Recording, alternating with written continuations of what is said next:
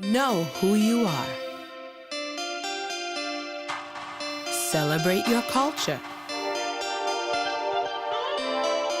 Life is a festival.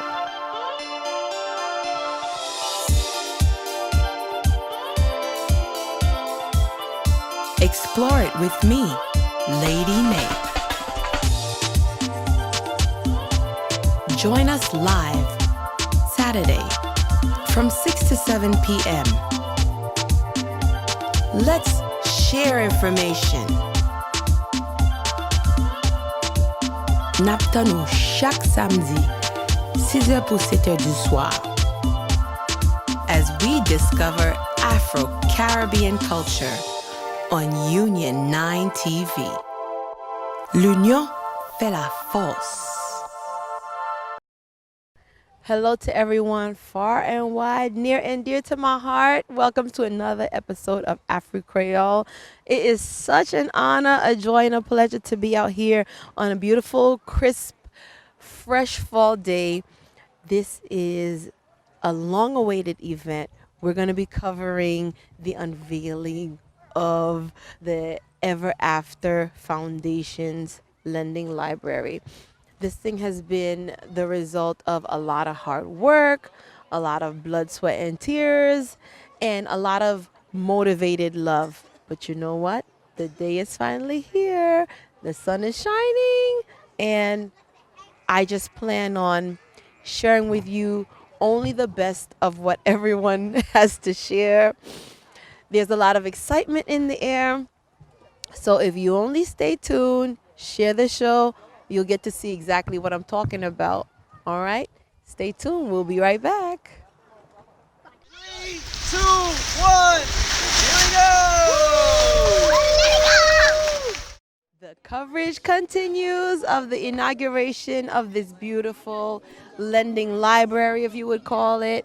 I'm here with my sweet, dear little brother, a man that's very involved in the community and very motivated to do good anywhere he goes. So, my little brother, welcome to the show. You have always been very wise and very kind and very loving too. Thank you. And so this right here is a symbolization of a little piece of the love that you have inside of you. So can you tell us what motivated you to get this all started? Yeah, the honest truth is I've been thinking about what I do with the Everafter Foundation. What we do is we try to provide literacy to communities in need, or just basically anyone who needs access to literature. So a lot of our projects are based on providing books. So in the past, I've been giving away books. My team and I, we've been giving out books to different organizations like after school programs. But when I was thinking about how I can impact the community that I live in, I figured I can't go to every door and give a book, but I would rather have something that people can come to and also exchange books and ideas that they've been reading from books, literature. So I thought about how would this make the most impact, and I thought about the park that I go to with the kids and my family. So this was what came to mind. And this is what that's about. That makes a lot of sense because it would really involve a lot of your time to have this going. But the fact that it's independent and it stands here and it's like kind of like a beacon in the community, then people can kind of get involved on their own. Absolutely. I wanted this to be revealed for the community, with the community in the atmosphere and present in the space, because I didn't want it to be my thing that I just did and I'm out. I wanted this to be shared with everyone here so they can have a stake in this project as well. We built it, we designed it, but this is for everyone here to own as well. Well, okay, you've had a lot of challenges. I would call you and you'd be like, I have a headache. I got a lot of pressure. I can't talk. I'm just like, I need to go to bed. I'm tired. So now this moment is finally here. Woo! This is all worth it. This is all worth it, to be honest. This is what motivated me when everything else was not working. And I was really excited more so to get this done and have a piece of creativity and an outlet for myself as well. So building this, splinters, blood, sweat, tears, and all that was worth getting this here so that I could feel like, accomplished of what I was trying to produce for the community. And now you've given birth to a 500-pound big blue baby. Absolutely. Look at that. A big blue baby, yep. A reading station, yep. Well, congratulations. And I'm really happy for you. I drove 4 Oh, can hours I to come say attend thank this. you so much for coming up here. I'm shaking the mic. I'm just really like That's okay. emphasizing. I really appreciate you taking your time out, you and Alvin, and just being here for this moment. I was very overwhelmed, but to see family and familiar people sharing this with me really means a lot. So thank you for doing that. Well, you're mingling with people. I know you want to greet, and I know you want to tell everybody about what's going on. So I'm going to let you keep doing your thing. And thank you. On behalf of the community, thank you. Thank you.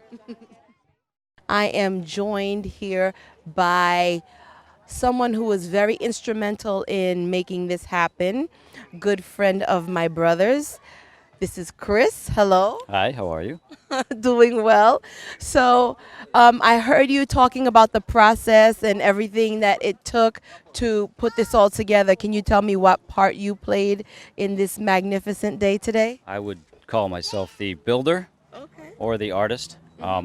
David is the brains, and I have the power tools, and we collected a lot of found materials, and he has a excellent scope of pictures from start to finish that we've saved for ourselves, and it was quite a process. It was really around a 4 month work part time.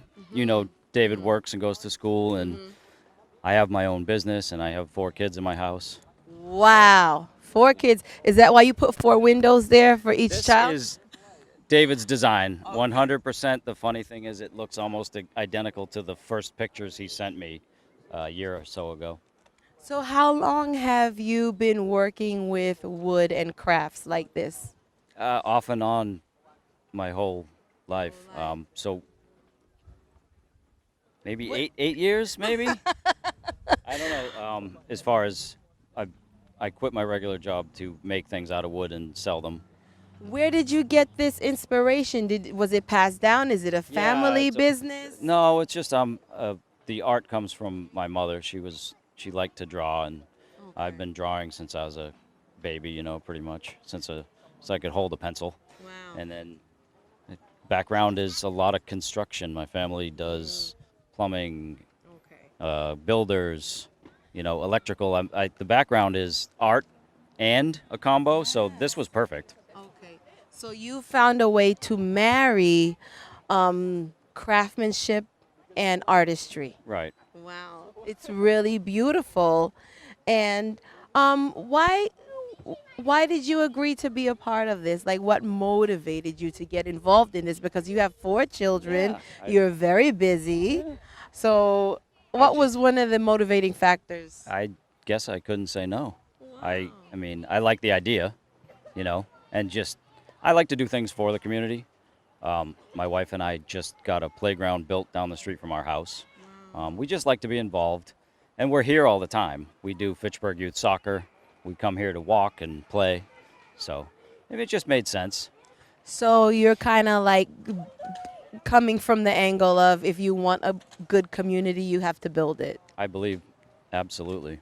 Yeah. So, what do you think this is going to do for the community here? I just, as David runs it, it's literacy. I mean, hopefully, I'd like to see kids reading books and not staring at their phone. Really. There you go. And it's just a sense of community. People hopefully will fill it with books or take books, and we fill it. It doesn't matter. It's just a good educational thing to have. Well, I just want to let you know that you have filled this community with goodness, with a lot of joy, and I know that it's coming from a very loving place. It's very colorful and very attractive. So I want to thank you for your involvement in the process, and I wish you the best. Thank you. Well, thank you.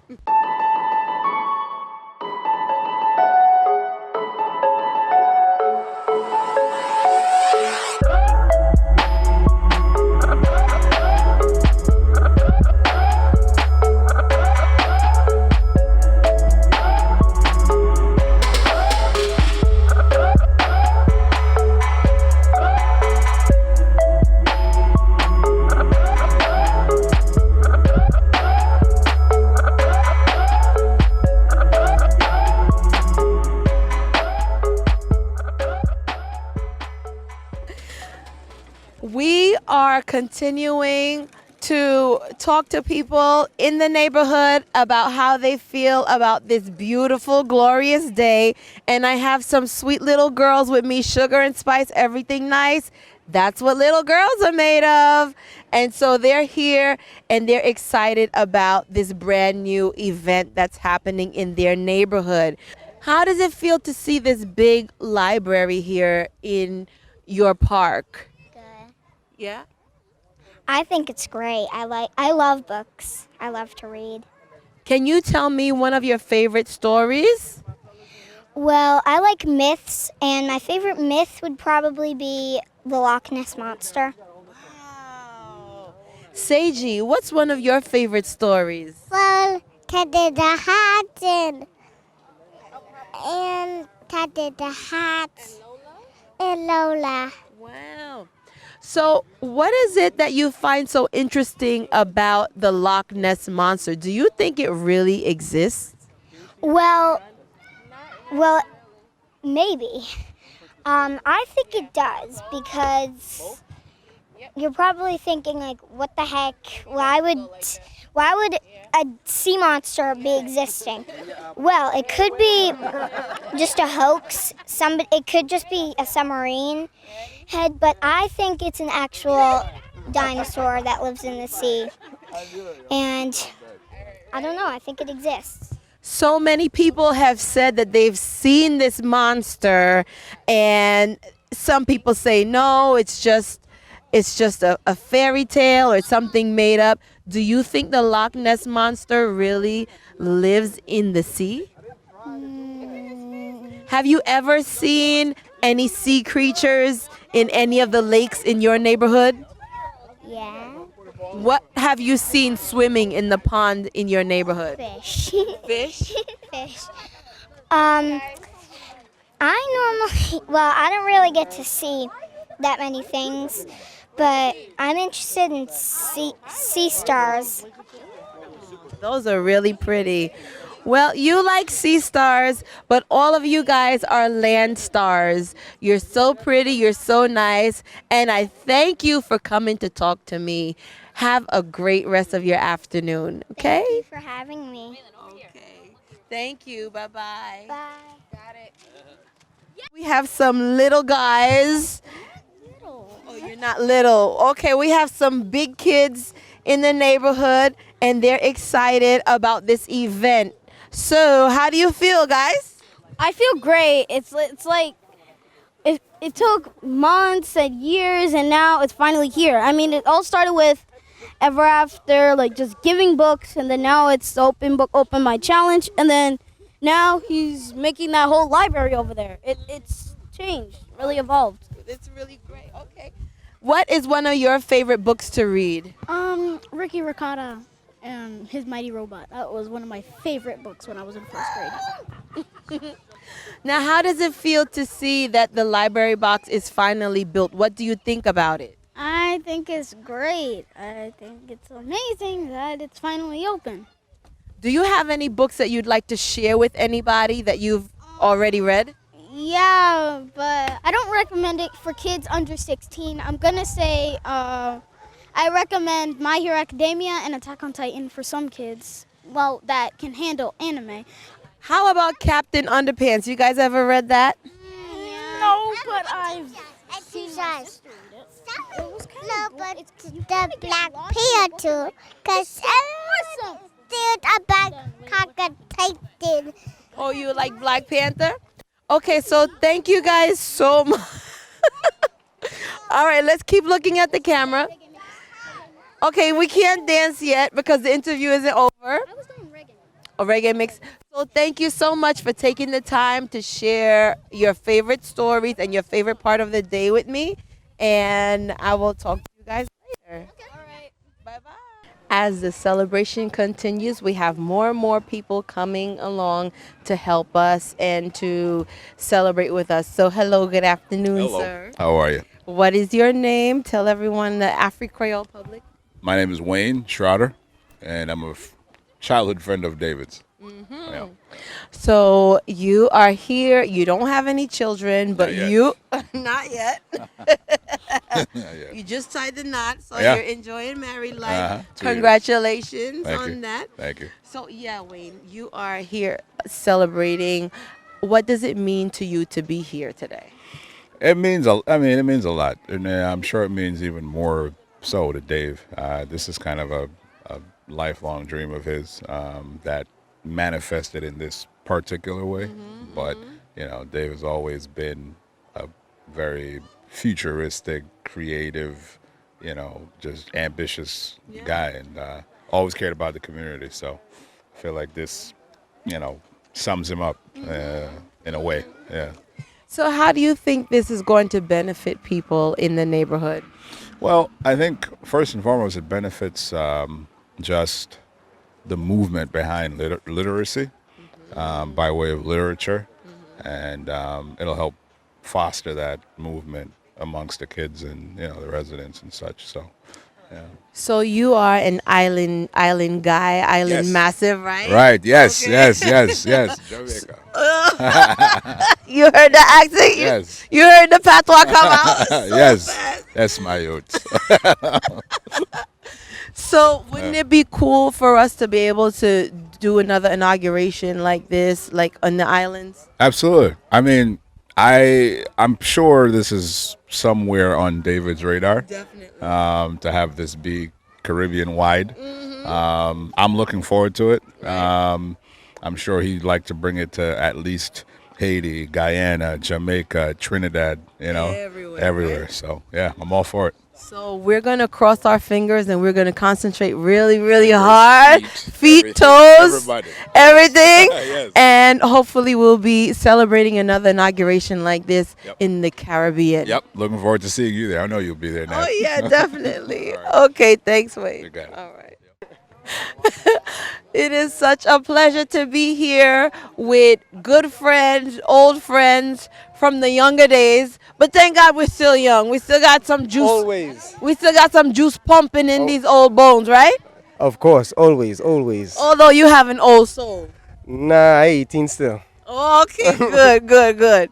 So you're here supporting your friend, longtime friend from kindergarten. Wow, Auntie Nad, you put me on blast there. But yes, yes, And so we're good family friends. of course. I'm friends with your friends and all these And my your older- cousins. and my older cousins. Exactly. So we're here and it's so exciting. Why have you decided to take part in the celebration today?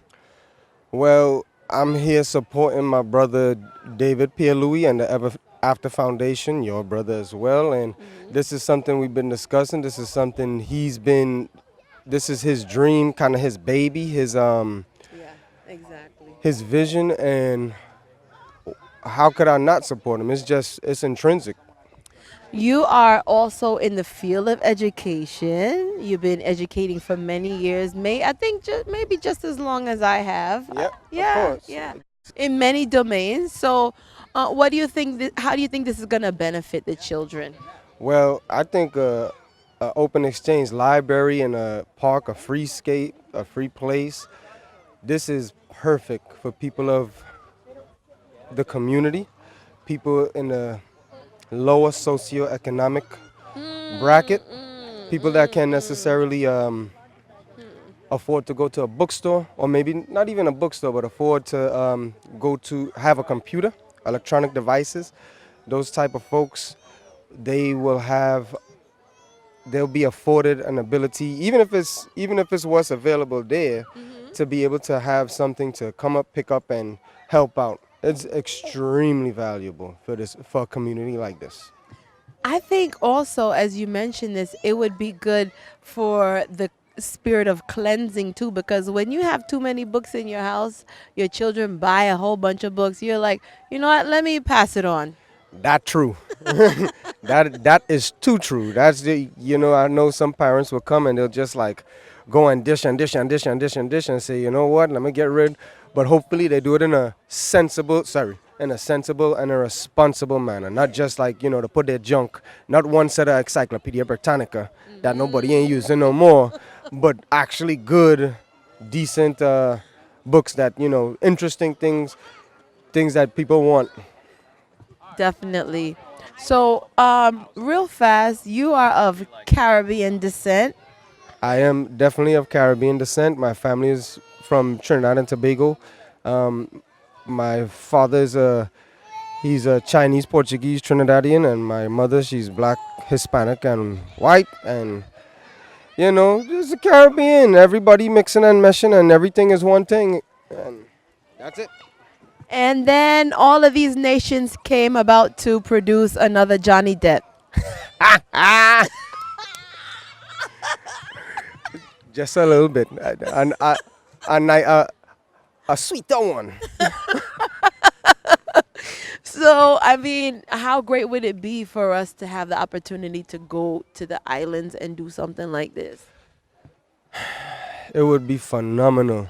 It would be exciting. It would be there's no words to describe how valuable it would be, because I know for a fact from family members, I know for a fact from folks around that people in these islands, Jamaica, Antigua, Antilles, Bahamas, wherever, even Hispanic ones, the ones that ain't islands but still consider Guyana, Belize, Costa Rica, Honduras, all those places over there too still. There's a need for education and learning. Just opening your mind, that is what gets you out of from down here. That lower socioeconomic end. It rise you. You don't have to be a millionaire, but it builds you up. And just knowing things, reading, opening your mind. But the thing that's also comforting about that is not only there's a need, but there's a want for it. There's an appreciation for it. True indeed. There's a huge appreciation. You have to want to learn.